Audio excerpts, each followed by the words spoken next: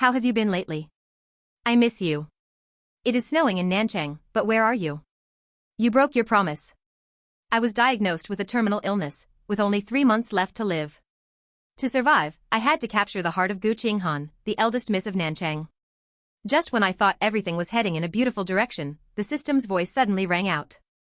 I knew it was time for me to leave this world. Before departing, I made a promise with Gu Qinghan: when it snows in Nanchang, I will return. After leaving, I settled down in a small county and became an employee at a small company. Since then, Gu Qinghan and I had no contact whatsoever. To my surprise, 5 years later, I was kidnapped into a car right after work. Gu Qinghan, her crimson eyes showing a morbid madness, said, "Li Chuan, it's been 5 years. It has snowed several times in Nanchang, but you broke your promise." Snowflakes drifted down, blurring the distant streetscape. Once it starts snowing in Nanchang, it lasts for 2 or 3 days. Gu Qinghan's parents died in a car accident yesterday. On the day of the first snow, she clamored to go skiing, but in the end, only she returned. Wearing a dark coat, I watched her from afar as she stood in her hospital gown. Her cheeks were red with cold, yet she seemed oblivious to the chill, standing quietly by the roadside. I gently draped my coat over her shoulders, meeting her puzzled gaze. Under the system's arrangement, I transferred to Gu Qinghan's class. Our first meeting was during the first class meeting of the new semester. Gu Qinghan sat in a highly inconspicuous corner among the crowd. However, her aloof aura that kept people 1,000 miles away was hard to hide. One could feel a chill from afar. After finishing my self-introduction, I sat down beside her, and just as I was about to greet her, her cold glare forced me back. I sheepishly sat back straight, sighing in my heart that this mission was indeed not that easy. To cure my terminal illness, I had struck a deal with the system. As long as I successfully courted Gu Qinghan, the eldest daughter of the Gu family in Nanchang, I would not only be fully cured but also receive a 5 million yuan mission reward. The mission duration was 3 months. During these 3 months, I used every method I could think of, but failed to make any substantial progress with Gu Qinghan until that first snowfall. The snow was so heavy that it blurred my vision. On a bench by the roadside, braving the falling snow, I made the last phone call to my mother. My body had already started to grow weak, and it wouldn't be long before I reached the end of my life. For the first time, I felt somewhat helpless, mumbling softly, "Mom, I miss you." Such a simple sentence echoed like thunder in my heart. Staring at the snowy ground in a daze, my mind drifted back to my junior high school days, recalling my mother's anxious figure waiting for me under the streetlight until 11 o'clock. I thought to myself, I should use my remaining time to go back and see her. While I was lost in thought, a massive explosion pulled me back to reality. The place where the explosion occurred was not far from me, and the raging fire illuminated the snow brightly. A crowd quickly gathered. Rescue workers pulled Gu Qinghan out of the car. Aside from a few burns, she had no major injuries. However, her parents died in this car accident.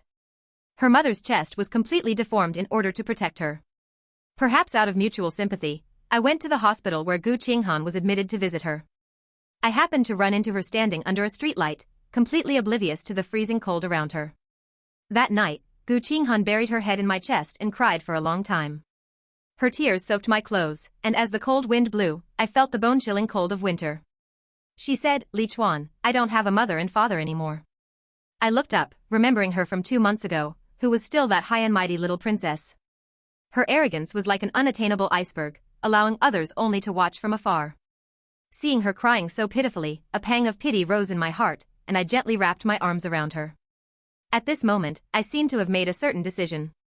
Perhaps having stayed in despair for so long, I couldn't bear to see others lose hope. In my final days, I want to stay here. Although Gu Qinghan's physical injuries were not severe, her mental state had deteriorated, making her listless and depressed, which severely affected her ability to take care of herself. During her days in the hospital, I stayed by her side, cooking for her and taking care of her daily life. Perhaps because she didn't have many acquaintances, no one came to visit her over the next few days, not even any of her relatives. Naturally, the task of counseling her and soothing her emotions fell upon me. Suffering such a massive blow made Gu Qinghan unpredictable and moody. She might be smiling at you 1 second, and flying into a rage the next. On the day the heavy snow stopped, I brought the prepared healthy porridge to the hospital early. She woke up very early, sitting dazed on the bed, her eyes staring blankly out the window. She sat motionless like a doll, frighteningly quiet. I placed the thermos on the small table and softly called her name.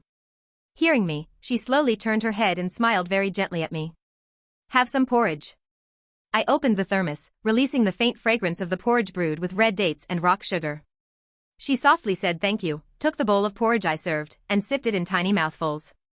That appearance of hers was somewhat like a well-bred young lady of an ancient household, exuding a gentle and delicate charm, completely different from how she looked when we first met 3 months ago. The room was quiet as I silently watched him sleep soundly. The doctor said he suffered from post-traumatic stress disorder. Fortunately, I had been by his side ever since the incident, so his recovery was going quite well. Space. To me, this was good news. My own illness was growing more severe, and I had already begun coughing up blood. Thinking about it, I probably only had half a month left at most. Space. My mind began to wander, gradually drifting toward the future. Once I was gone, what would happen to Gu Qinghan? Wouldn't that be another massive blow to him? Space. While I was lost in thought, Gu Qinghan spoke up, calling me back to reality. He suddenly asked, Li Chuan, will you leave me?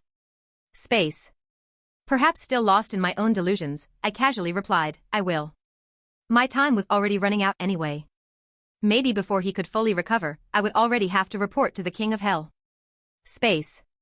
To my surprise, after I said those words, Gu Qinghan went wild. He threw the thermos and some medical equipment at me, screaming for me to get out. Space. Dazed and confused, I left the hospital room and quickly called the doctor. Fortunately, with the doctor's reassurance, he managed to calm down after some time. Space. By the time I returned, he had fallen into a deep sleep. His peaceful appearance showed absolutely no trace of the wild fury from earlier. Space. The doctor warned me that although Gu Qinghan was recovering well, I must absolutely not trigger him. Otherwise, they could not guarantee whether there would be lasting sequelae after his recovery. Space. I smiled helplessly and nodded in agreement. Suddenly, a sweet, metallic taste welled up in my throat, forcing me to quickly excuse myself and rush to the restroom. Space. A fit of dry retching was followed by violent coughing.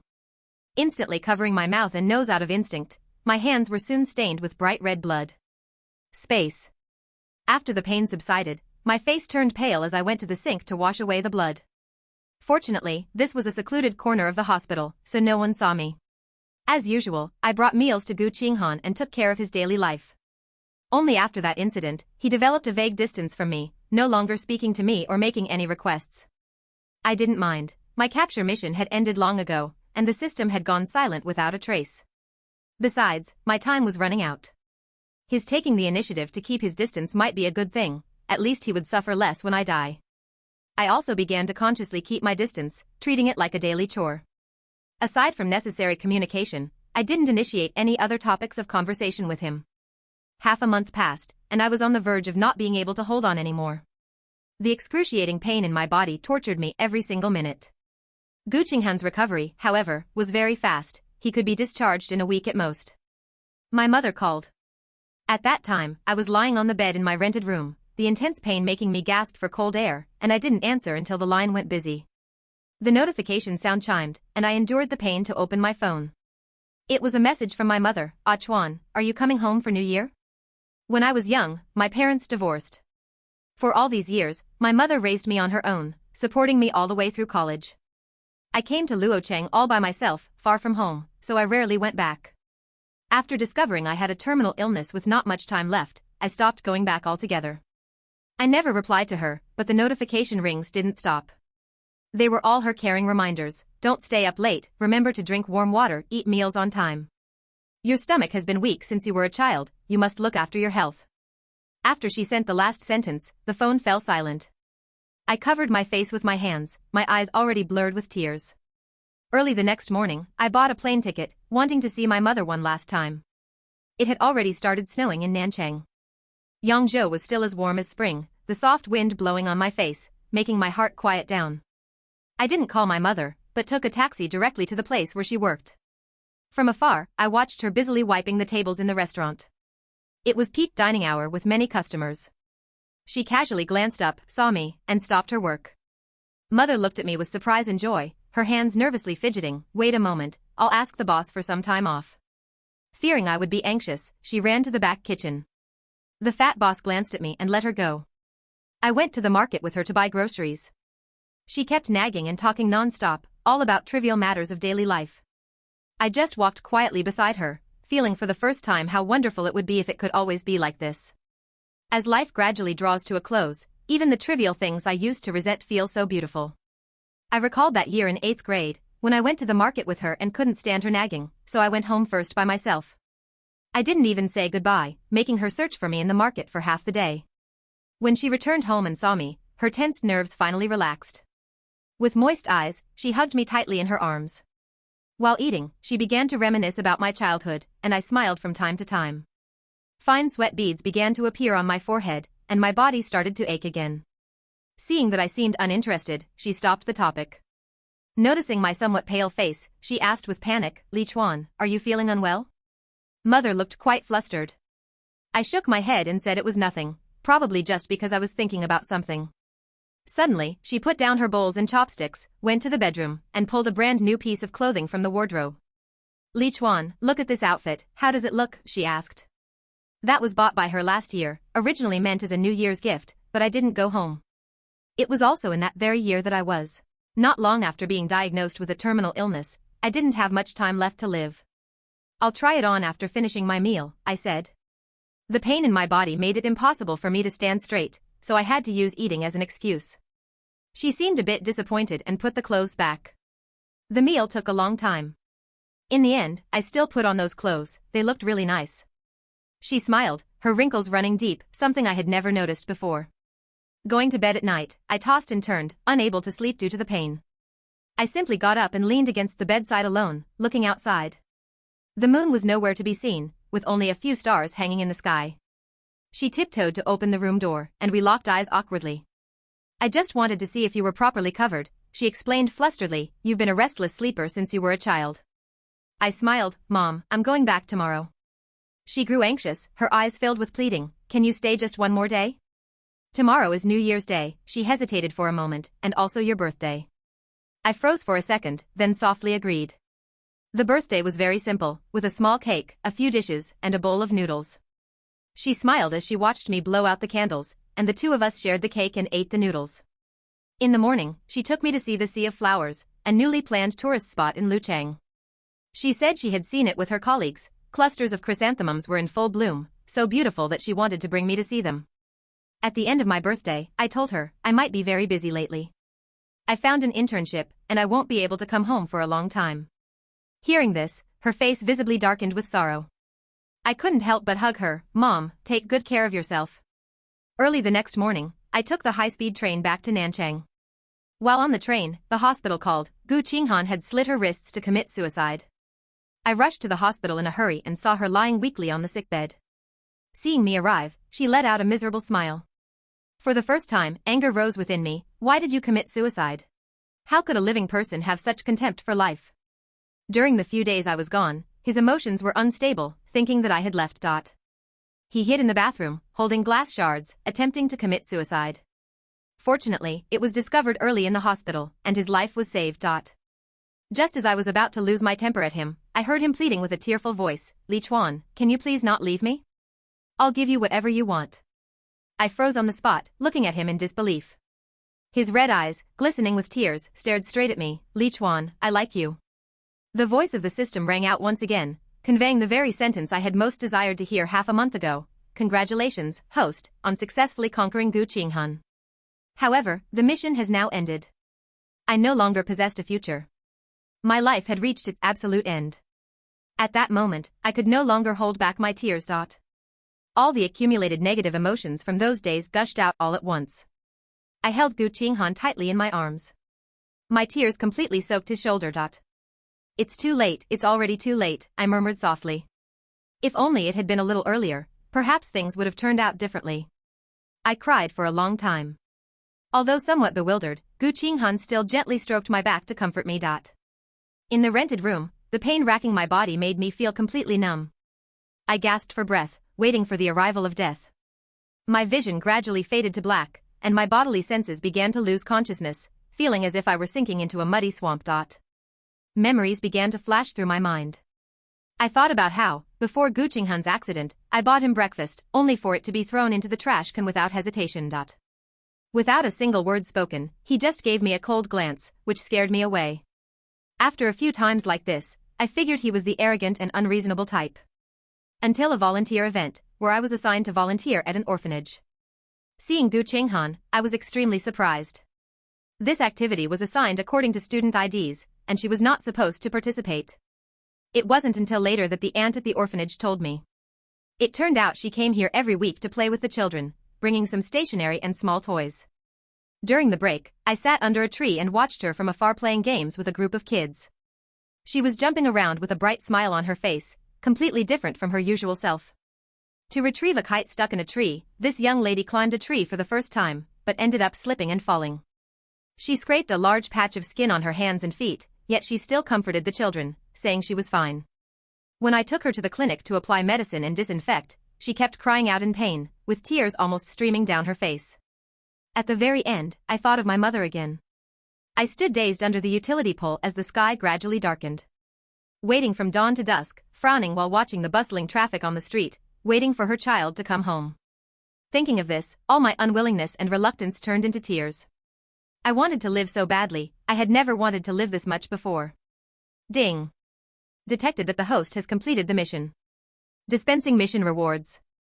Thanks to the existence of the system, my illness was completely cured. But before I could even enjoy the joy of rebirth, I heard the system's voice again. Now initiating the second phase of the mission, accompany Gu Qinghan for 3 years and then leave. Mission reward, none. Penalty, death. For the sake of the system mission, I chose to stay. 2.5 years passed in the blink of an eye. Both Gu Qinghan and I graduated successfully. As early as 2 years ago, she had successfully taken control of the company left by her parents. During this time, I stayed by her side, accompanying her to many places and meeting many people. To negotiate a deal, I even stood in the cold wind with her for over 5 hours. Within a single day, we traveled around to many different places. We kept traveling back and forth between different cities. To save time, I, who was used to eating breakfast, stuffed 2 buns into my mouth. My puffed-up cheeks were photographed by him, and he teased me about it for over a month. It wasn't until August that Gu Qinghan finally managed to handle the company affairs and had a holiday of over a week. After work, I went to his company to find him. He hugged me excitedly. "Li Chuan, let's go play in Shanghai." Without even thinking, I agreed. Shanghai was beautiful, with soft sand spreading under our feet and a gentle sea breeze blowing past. In the distance, the sky and the deep blue ocean merged into a single line. Waves rolled one after another, washing over our feet before slowly receding. Gu Qinghan was a bit like a child, digging on the beach to build a castle. Unfortunately, his hands-on skills were lacking. After messing around for half a day, it was still just a small mound of dirt. Watching from the side, I couldn't help but burst out laughing. Before I knew it, he splashed a handful of seawater at me. "Li Chuan." Looking at his mockingly angry eyes, I raised my hands in surrender. "Your punishment is to build me a castle." With that, he walked away without looking back, heading to the nearby supermarket to buy ice pops, and started eating one right in front of me. I watched longingly, holding my small shovel under the supervision of an unscrupulous overseer, forced to push forward the project. But due to my limited skills, I ended up building a crooked cube with a small hole dug on top, the so-called castle. Gu Qinghan took a picture and commented, "So ugly." Just as I was about to defend my proud masterpiece, something icy cold was stuffed into my mouth. Gu Qinghan smiled. "I just bought it, it's your favorite strawberry-flavored ice pop." Although I had strictly forbidden him from eating them due to artificial coloring, I knew that every summer, he couldn't resist secretly buying a few. The sunset gradually settled on the coastline. On the sandy beach, the figures of people grew sparse. Gu Qinghan said she wanted to collect seashells, and I accompanied her until now. The small crossbody bag she carried was already stuffed full. The evening temperature began to drop, and the wind felt smooth yet chilly against the skin. Fearing Gu Qinghan might catch a cold, I urged her to go back, but she refused to leave. The setting sun cast its glow on the huge rock by the shore. Gu Qinghan stood on the rock, looking down at me and asking, "Li Chuan, do you know about the voice recording seashell?" I nodded. It is said that the voice left inside a seashell can remain for a long time. She took out all the seashells she had collected from her small bag and spread them before me. I don't know which one it is, so I said to every single seashell, "Li Chuan, I like you."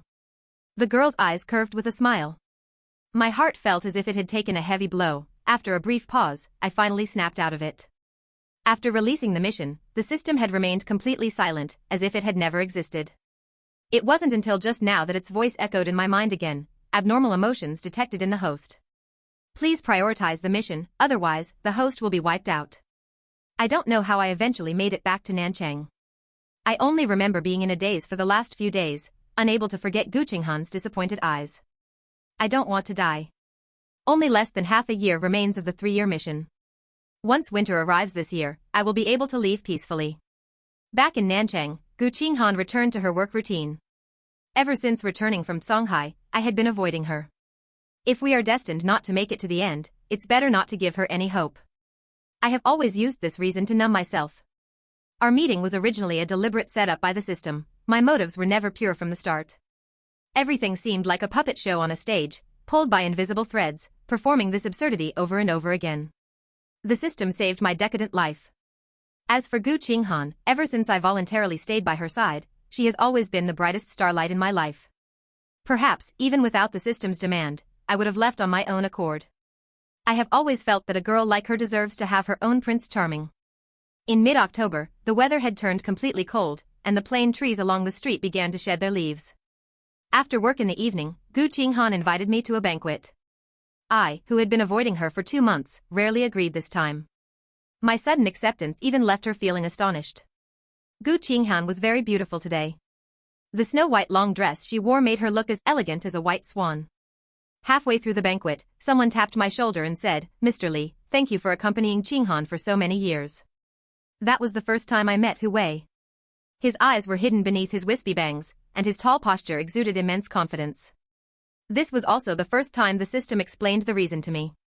Why was I chosen? Why did I have to leave? It turned out everything was just to pave the way for Hu Wei. He was the protagonist of this world. The orange light of the banquet shone on his face, highlighting his sharp features. I felt the mockery of fate. "Miss Gu, may I have this dance with you?" Hu Wei made his request to Gu Qinghan right before my eyes. Gu Qinghan merely glanced at me once and gladly agreed. I sat quietly in a corner of the banquet, watching Gu Qinghan smile like a flower in front of Hu Wei. That night, for the first time in my life, I got drunk. Perhaps I had never thoroughly thought about how painful letting go would be. It wasn't until I stumbled back alone to my original rented room. Meanwhile, Gu Qinghan and Hu Wei were heading to the night amusement park to watch the fireworks together. At that moment, I felt like a lonely, skinny dog, helpless and pitiful. That night, my mother, whom I hadn't contacted for several months, called me again and noticed something was wrong with me. She gently asked me what happened, but the only response she got was my silent sobbing. The phone call lasted a long time, and until I fell asleep, I didn't say a single word to my mother. She didn't disturb me either, just quietly stayed on the other end of the line, as if she were right by my side. "Mom, I miss you." In my dream, I mumbled to myself, and my mother, who had not hung up the phone, heard it. She said, "I'll wait for you to come back." Because of the system's limitations over the past few years, I never had the chance to go back. During the remaining months, Gu Qinghan and I barely saw each other. In his social media space, I could frequently see photos of him with Hu Wei. The weather had already turned cold, and on both sides of the streets in Nanchang, the leaves of the sycamore trees had all fallen. I invited Gu Qinghan out for a walk one last time, and he agreed. The street food on Yundian Street has always been very famous in Nanchang. Back then, during the first month after Gu Qinghan was discharged from the hospital, our first time wandering the streets was right here. At that time, he held skewers in both hands with oil still smudged on his mouth, repeatedly asking me, "Li Chuan, do you want to eat this?" I smiled and helped him wipe his mouth. That was his first time eating street food. Gu Qinghan had little interest.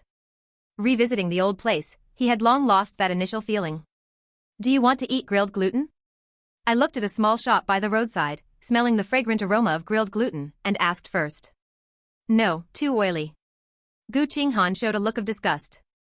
I was briefly taken aback but said nothing. "Li Chuan, is there something you want?"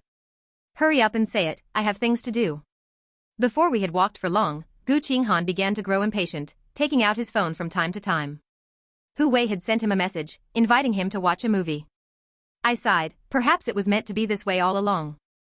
"I have to leave." Hearing me say I wanted to leave, Gu Qinghan suddenly became anxious. "Where do you want to go?" She instinctively grabbed my arm. "Going home." Gu Qinghan seemed a bit panicked, probably because my departure was too sudden. "Will you come back?" Not knowing if she had noticed something, just like back then in the hospital, she asked another random question. I smiled. "When it snows in Nanchang, I will come back." In the end, Hu Wei came to pick her up. Once she got into the car, Hu Wei walked over and patted my shoulder, looking rather smug. You stayed with her for 3 years, but in the end, she still chose me. I remained indifferent and returned to my rented room. I packed my things a little, only bringing a few sets of clothes. One of them was from 3 years ago, given to me by my mother when I returned. I quietly boarded the train. Night fell over Nanchang, and scattered lights illuminated the streets. Gu Qinghan and Hu Wei must have finished watching the movie by now. Wish you two happiness, goodbye. I finally drafted this message and sent it to Gu Qinghan, deleting her from my contacts right after and changing my SIM card. Everything in Nanchang felt like a dream. On the train, I felt as if I had just had a very long dream, but in reality, I had no illnesses. I was just a very normal, simple person. Going to school, then going to work. Arriving at midnight, I transferred at Hangzhou. The distant sound of the bell carried a penetrating force. The system's voice also rang out at this moment. Congratulations to the host for completing the second phase of the task. The rest of your life belongs to you. Wishing you a pleasant journey ahead. The system completed its mission at that moment and detached from my body. Having been away for so long, Hangzhou was still the same as in my memory. Just like that person in my memory, who has always been waiting for you to come home at the same place. I returned home when it was already midnight. I didn't want to disturb my mother's rest, but the sound of the lock turning. The rustling sound still woke her up. Putting on her coat, she saw me moving my luggage in the living room. She didn't know what to say for a moment, and only after a long while did she utter, "Are you hungry? I will cook some noodles for you." I looked at her and shook my head. It had been 3 years, and she had grown much more haggard. The hair at her temples had turned gray, and the wrinkles on her forehead were more pronounced. Her complexion was not very good, perhaps slightly pale from being woken up midway. After helping me pack up, she timidly asked, "How long will you stay this time?" Her tone sounded as if she was afraid I would run away again. "I'm not leaving." Hearing my words, her brow finally relaxed. I seemed to have gotten used to ignoring everything about her, as if taking the love she gave for granted. 3 months later, it wasn't until my mother was rushed to the hospital due to massive hemorrhaging that I learned she had been diagnosed with liver cancer 3 years ago, on the exact same day I was diagnosed with a terminal illness. In the end, the rescue failed, and she passed away on the operating table. I also lost the person who loved me most in this world. Spring had just arrived, and I thought to myself that there would be no chance to accompany her to see the chrysanthemums this year, even though she liked them so much. During the 3 years I was in Nanchang to save myself, she waited for me for 3 years. From morning till night, from the start of the countdown to the end of her life, she buried her wishes deep in her heart. Those wishes turned into the briefest phrase, "Mom misses you." She was even afraid that this single sentence would disrupt my original life. Later, I returned to a small town, which was my maternal grandmother's home. It was just that until grandmother's death, I had never met her. Only during Qingming festival for a few years did my mother bring me over to sweep the grave. It was overgrown with weeds, and it took half a day just to clean it up. According to my mother, grandmother left home to work early on and rarely returned, only seeing her own mother one last time when she passed away. Here, I found a decent job to get by. I had lived there for 4 years until one day after work, I was forced into a car by a group of people. Gu Qinghan, with bloodshot eyes full of morbid obsession, stared at me. "Li Chuan, it's been 5 years. It has snowed heavily in Nanchang several times, you broke your promise." I looked at him in shock, not understanding how he had managed to find me here. Before I could make any excuses, he held my head and pressed a warm kiss tightly onto my lips. Before I could regain my senses, I felt wetness on my shoulder. He buried his head in my shoulder, crying, "I will never let you go again, never again." He was like a child in a kindergarten, tightly clutching his own toy, unwilling to let go. Afterward, I was taken back to Nanchang by him. 5 years had passed, and Gu Qinghan had grown even more delicate and beautiful than before. I was very curious. According to what the system had said, after I left, Gu Qinghan was supposed to be with Hu Wei. However, I had been here for nearly 3 months and still saw no sign of Hu Wei. To prevent me from running away, Gu Qinghan clung to me at all times. In another winter year, I met Hu Wei. At this time, she no longer had her former arrogance and was silently working. Her family went bankrupt. 5 years ago, Gu Qinghan personally pushed her family's company into the abyss. Due to a cash flow shortage and a massive debt they couldn't afford to pay, they declared bankruptcy. "Li Chuan, you won." He never chose me, Hu Wei left me with only those words. After being together for 3 years, Gu Qinghan's illness gradually improved, and he was no longer as morbidly obsessed as before. It was also in this year that I proposed to him. I always felt like I had missed out on a lot, but when I turned around, I realized he had always been standing in the same place waiting for me. When my mother was still alive, a month before she passed away, she suddenly asked me, "Is there a girl you like?" I was extremely surprised. She said no. In my perception, I was like a brilliant meteor flashing through her life, disappearing without a trace after a brief moment of splendor.